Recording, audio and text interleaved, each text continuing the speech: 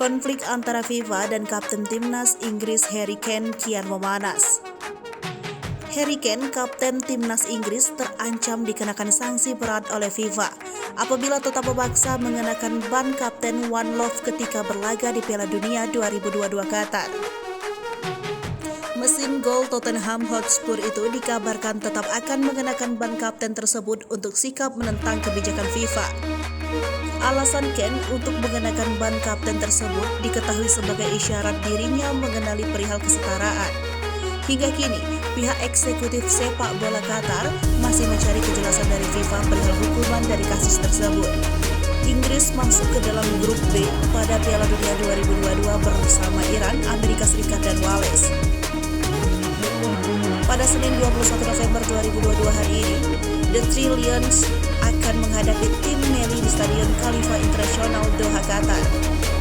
Sikap larangan kebudayaan yang tidak sesuai dengan Qatar juga datang dari ranah penjualan alkohol. Pantauan secara langsung oleh Eko di Stadion Al Bayt Al Khor Qatar, Senin 21 November 2022, sekitar pukul 5 waktu Indonesia bagian Barat, tidak terlihat stand atau booth penjualan minuman alkohol di sekitar stadion. Namun, hanya terlihat aktivitas penjualan soda jenis terkenal yang berjejer di sekitar stadion. Sebelumnya, jelang ajang perempatan tahun tersebut dimulai, pihak keluarga kerajaan Qatar menyampaikan ke FIFA untuk melarang secara keseluruhan penjualan alkohol di sekitar stadion yang menjadi tempat pertandingan Piala Dunia beberapa hari sebelum turnamen dimulai.